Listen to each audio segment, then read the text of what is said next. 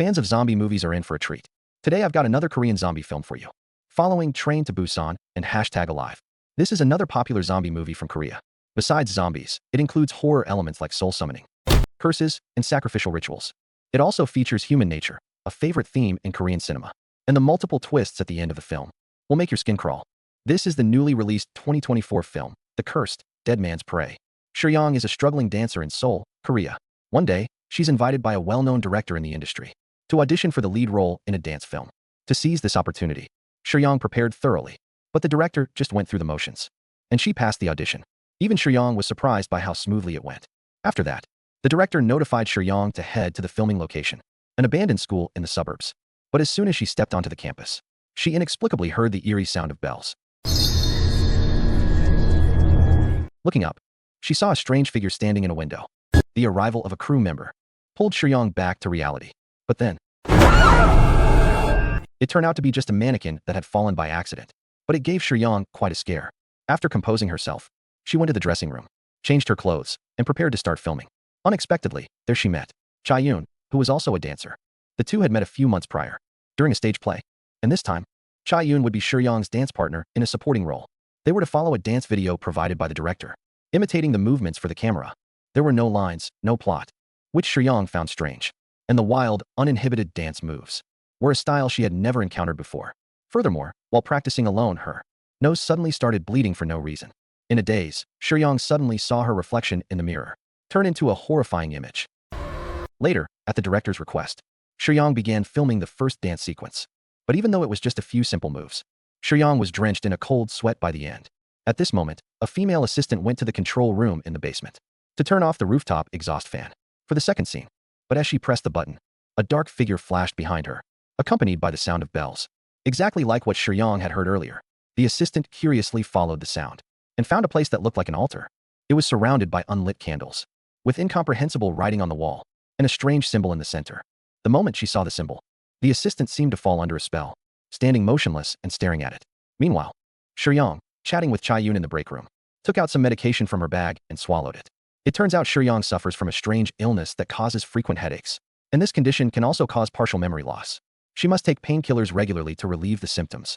Soon, filming for their dance scene together began on the rooftop. The dance moves were just as inexplicably bizarre, and as Chae-yoon danced, Seo-young unconsciously walked towards the edge of the roof and spread her arms as if she were about to jump. It turned out that scene was just a hallucination. The others quickly ran over to check on her. It was then a group of strangers had appeared on the opposite rooftop, painting a symbol with red paint. Taking a closer look, it was identical to the symbol the assistant saw in the basement, but no one noticed. The director's wicked smile. At this point, everyone suddenly realized that all their phones had lost signal. And since the female assistant hadn't been seen for a while, the assistant director decided to look for her in the basement. But as soon as he reached the stairwell, he saw the assistant appear in the hallway. However, something seemed off about her. The assistant director didn't think much of it and went to ask her what was wrong. But then something terrifying happened. The female assistant suddenly went crazy, pulled out a screwdriver, and stabbed the assistant director to death. Then, she expressionlessly walked up to the roof, climbed onto the retaining wall in front of the shocked crew, then looked back at Seo-young.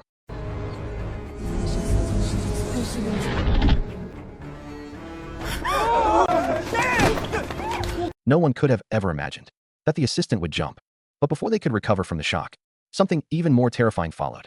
The female assistant, who was clearly dead, suddenly had her bones start cracking, and her body contorted as she stood up again. Then, she pounced on an unsuspecting crew member nearby, biting him ferociously. Her bloodthirsty appearance was like a zombie from the movies. Seeing her leave the man and run into the building, everyone was terrified and panicked, not knowing what to do. The director was the first to grab his backpack and leave the group. Seo-young, Chae-yoon, and a few men followed him. The others thought the rooftop was safer, so they chose to stay. As the group headed downstairs, they suddenly heard a noise.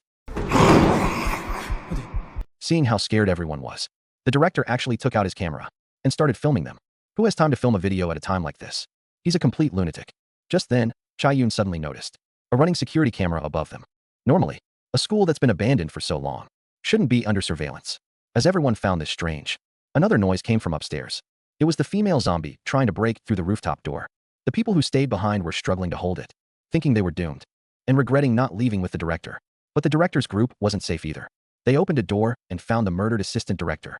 But he, like the assistant, had also turned into a zombie. Seeing that terrifying face, the man in the hat quickly slammed the door shut. The group took the chance to run. Their path was blocked by debris in the first floor hallway. Luckily, they could climb over it. But they didn't know that the door they had shut was being opened. Then, the zombie appeared in the stairwell. Sensing danger, the director turned around, and the zombie lunged at him.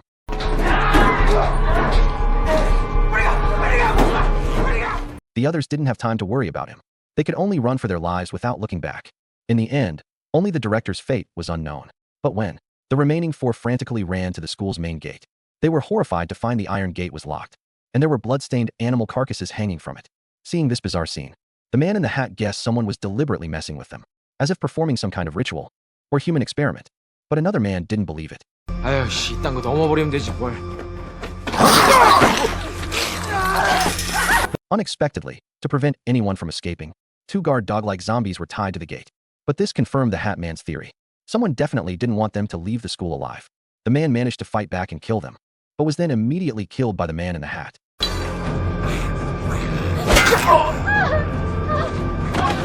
Only because he suspected that the bitten man would also turn. This brutal act terrified the 2 girls. The man in the hat just complained that all they did was cry and were completely useless. Since they couldn't leave through the main gate, they had to go back for a car and find another route. While running, Cha-Yun accidentally fell, but the 2 ahead didn't look back. When they reached the parking lot, got in the car, and were about to leave, they realized someone was missing. Suddenly, a large horde of zombies ran out of the building and charged towards them. In the nick of time, Shuyang saw a sign for the back gate. Before the zombies could catch up, the man in the hat floored it and sped away. But not long after they started driving, they were blocked by a man, holding a weapon and wearing a mask. Just like that, the car crashed into a tree. The man in the hat was also seriously injured and fell unconscious. When Shuyang crawled out of the car, she saw the zombies had already caught up. She couldn't worry about anyone else. She could only choose to run for it. The next second, the zombies pounced and swarmed the man in the hat. And this terrifying scene was being monitored the whole time by a group of mysterious people, also wearing white masks. Shuyang, hiding nearby, also witnessed everything. Luckily, she had run fast enough. Otherwise, her fate would have been the same as the Hat Man's. But one zombie still sensed something was wrong. However, by the time the zombie came over, Shuyang had already hidden inside a room. Seeing the zombie lingering outside, Shuyang could only cover her mouth, not daring to make a single sound. Just when she didn't know what to do, the mysterious people broadcast a chant over the speakers. Strangely, upon hearing it, the zombies all stopped moving, as if under some kind of summons. They left the scene, and thus, Shuyang escaped. Watching the horde walk away, she had just breathed a sigh of relief when the director suddenly covered her mouth from behind. It turned out he hadn't been eaten by the zombies. He was even fiddling with his camera, planning to continue filming. This left Shuyang speechless. After such a major incident, the director acted as if nothing had happened. Could it be that he knew what would happen all along? At first, the director tried to hide it, but under Shuyang's persistent questioning, he couldn't help but spill the beans. 나도 그 새끼들이 왜 이렇게까지 일을 벌리는지 이해가 안 돼. 그 새끼들? It turned out this was all planned. Not long ago, a wealthy, white-haired woman approached the director and showed him a horrifying video. In it, a dead man was resurrected through some kind of spirit summoning ritual. She wanted the director to film a movie about resurrecting the dead. Not only would all filming expenses be covered, but he would also receive a handsome payment. At first, the director was scared and wanted to refuse. But the events in the video also made him curious. As a director, he had never seen such a thing, and wanted to make a different kind of movie that would shock the world. So, driven by vanity, the director eventually agreed. And the dance Shuyang performed during the day was the most important part of the ritual. Even now, the director still wanted Shuyang to cooperate with his filming. How could Shuyang agree to such a perverse request? Left with no choice, the director decided to go out and film alone. But as soon as he opened the door, a bullet flew in. To their great surprise, it was a police officer who appeared before them. Still shaken, Shuyang thought she was saved. But she didn't know that this cop was no good either. There were more police officers outside. It turned out they were a group of corrupt cops, who just happened to be conducting a drug deal nearby. The room was filled with their illegal goods. They had no idea what was happening in the school, and thought Shuyang was a spy from a rival gang. 말 똑바로 안 할래? 잠깐만 살려주세요. 살려주세요. 너 씨발년아, 니네 뭐냐? 윤회장 애들이냐? Shuyang said she didn't know anything, and had never heard of the Sang Biao he mentioned. It wasn't until his subordinate found no signs that the goods had been touched, that the chief finally believed. She was just an innocent bystander. At this moment, Shuyang just wanted to get out of there as quickly as possible. She begged him to take her with him, because compared to these corrupt cops, she was more afraid of the zombies, but worried about being exposed. The chief had no intention of letting Shuyang go easily. As they struggled, A subordinate discovered the body in the car. The man in the hat had revived and turned into a zombie. Everyone present was stunned, and Shuyang tried to use the opportunity to slip away. A police officer chased after her. But seeing this, the chief pulled out his gun.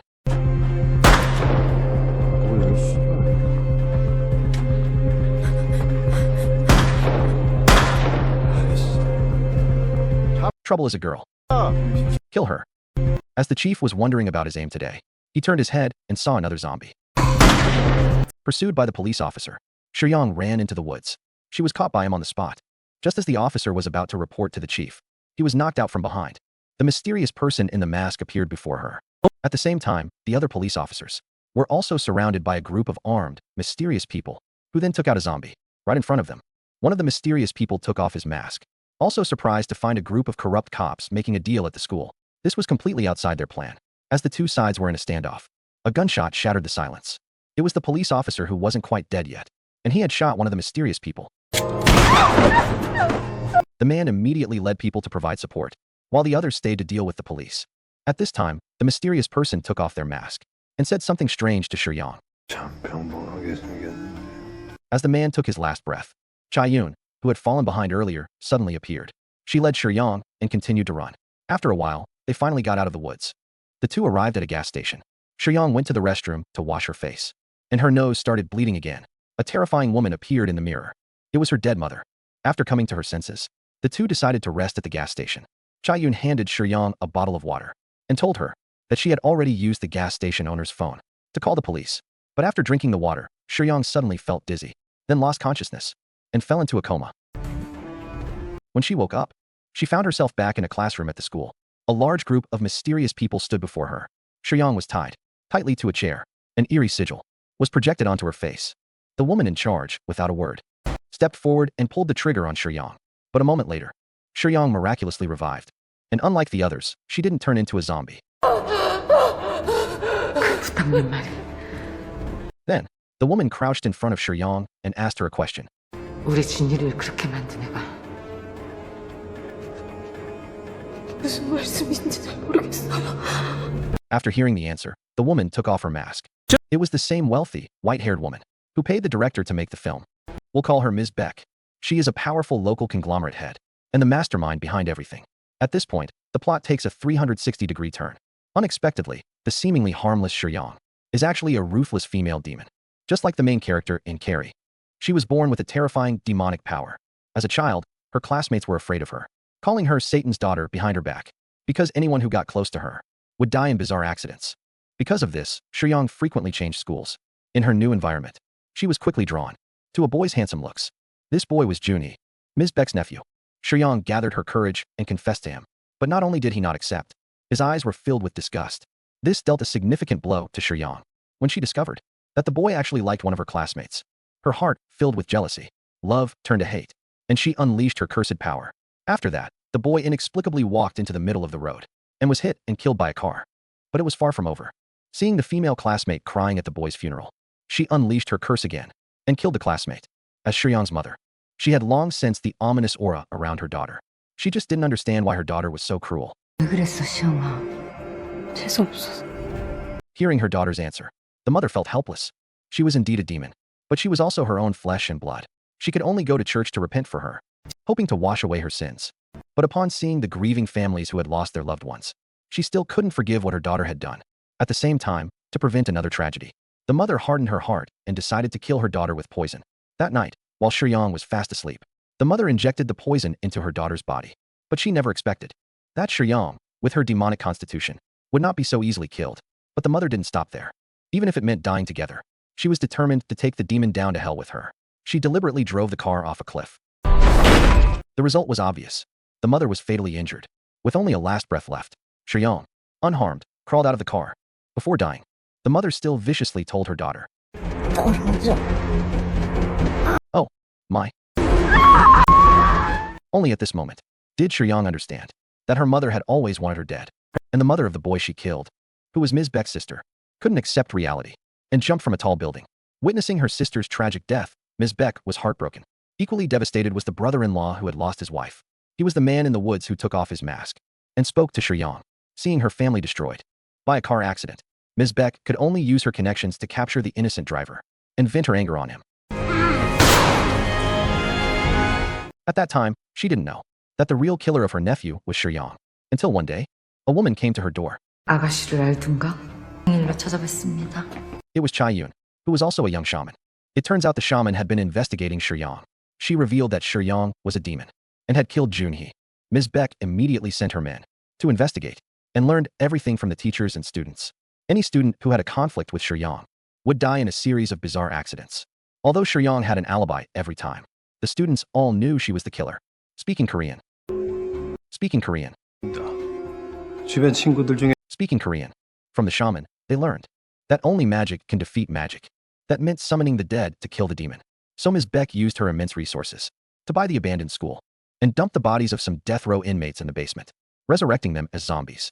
Finally, she found a director to make a dance film and meticulously planned this hunt for the demon. Even Shuyang's illness of headaches and memory loss was taken into account by the shaman. Otherwise, the plan would not have gone so smoothly. As her life was about to end, even the ruthless demon begged for her life in fear. Ms. Beck was completely unmoved.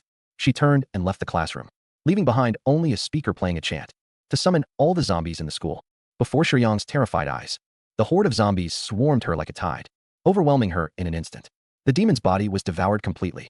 Having completed her revenge, Ms. Beck went to the rooftop, not understanding why the shaman helped her. 제가 회장님을 이용한 거지. Speaking Korean. Speaking Korean. 그분이 Speaking Korean.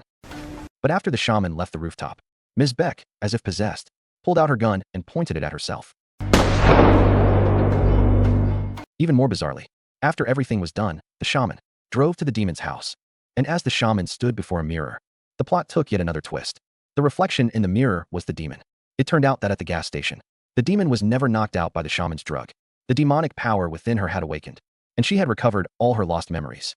When the shaman was on the phone with Ms. Beck, she heard everything clearly and learned their entire plan. Seeing her plan was exposed, the shaman grabbed a fire extinguisher to try to finish off the demon, but her power was on a completely different level.